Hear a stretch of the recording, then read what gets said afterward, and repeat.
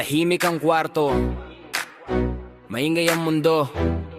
Isang screen lang ang pagitan, pero ang layo ng agwat, grabe.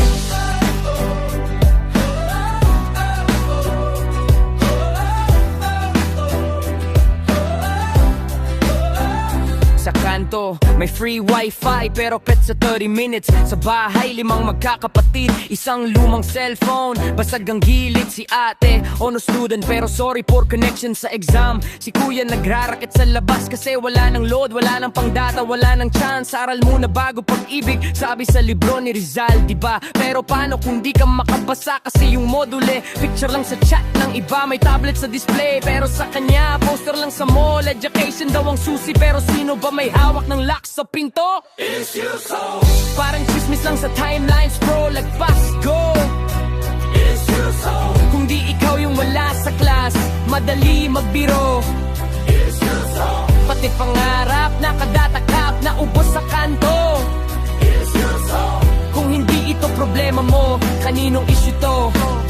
Sa taas may smart classroom, sa baba may sirang silya, may butas ang bubong, dito projector, doon kartolina, ditong may password, doon papel at dasal lang ang baon. Sabi nila mag-aral kang mabuti para sa bayan, para sa kinabukasan. Pero paano kung yung para sa lahat may maliit na asterisk sa bandang hulihan? May batang nagdatipen ng essay sa keypad ng mumurahing phone, tagpi-tagping signal sa bubong habang uulan, habang kumukulog siya yung unang gising, huling matulog. Hindi dahil sa grind culture meme, kundi dahil iisa lang ang charger at kailangan mag-share sa buong team.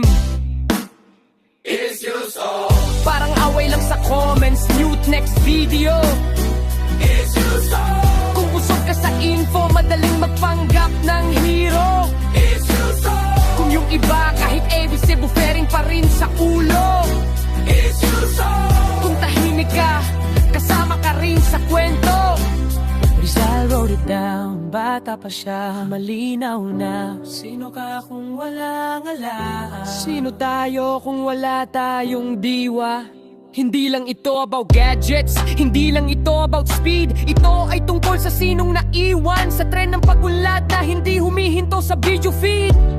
Kapag ang utak ay nakapiring, hindi kaya ng puso mag-isa. Nation building daw ang pangarap, pero paano ka magtatayo kung butas ang pundasyon ng bawat bata? It's you so. Hindi lang ito headline na lilipas, parang echo. It's you so. Ito ang mukha ng kapitbahay mong biglang naglaho sa roll call. It's you so. Ito ang guro na umiiyak tahimik sa gabing di na kaya mag-follow. It's you so. Kung hindi natin sasagutin, sinong sasalo? Isipin mo ulit bago ka mag-scroll. Bawat wala lang yan, may batang natatanggal sa goal. Kung buhay ang ideya ni Rizal sa'yo, hindi ka lang magtatanong na It's you so.